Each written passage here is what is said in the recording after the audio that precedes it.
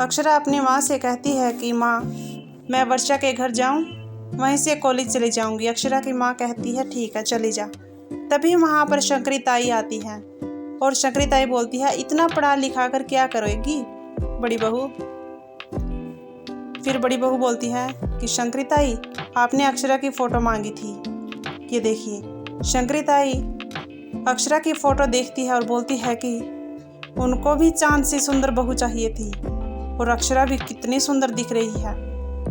अब इस चांद में खोट निकाल नहीं सकता कोई भी। फिर शंकरी ताई अक्षरा के बाबूजी से बोलती है कि हुकुम, आपको कैसा लड़का चाहिए।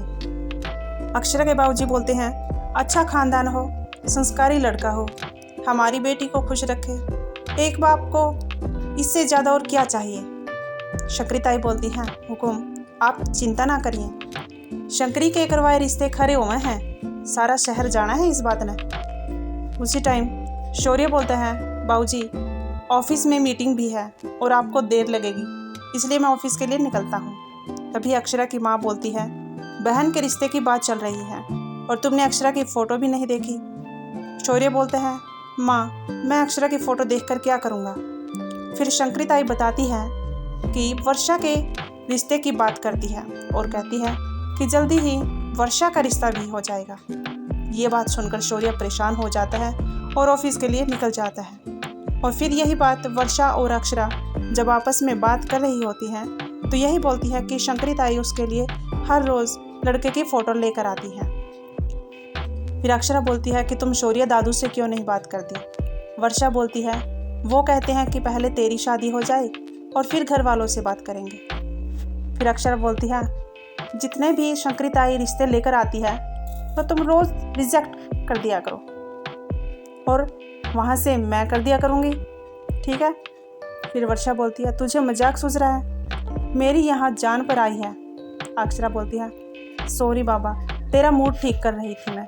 वर्षा कहती है कहीं मेरी शादी तय ना हो जाए, कुछ समझ नहीं आ रहा मैं क्या करूँ क्या ना करूँ। फिर अक्षरा बोलती है ये ले तेरी फेवरेट आइसक्रीम खा और तेरे दिमाग के सारे बंद दरवाजे खुल जाएंगे।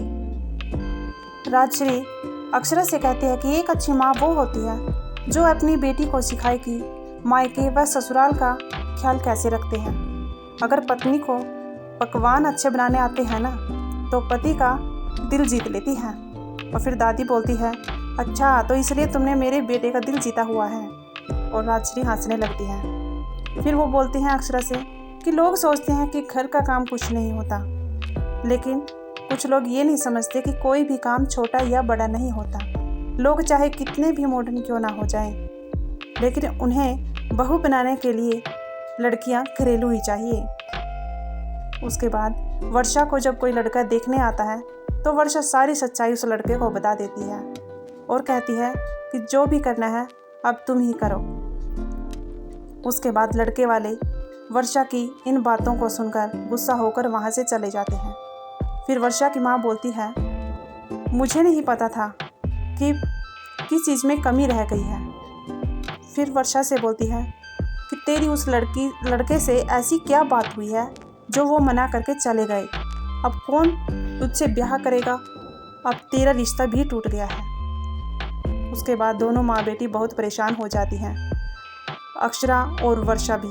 वर्षा बोलती है अक्षरा से कि तुम्हारी माँ मुझे अपनी बहू के रूप में मानेगी या नहीं मानेगी।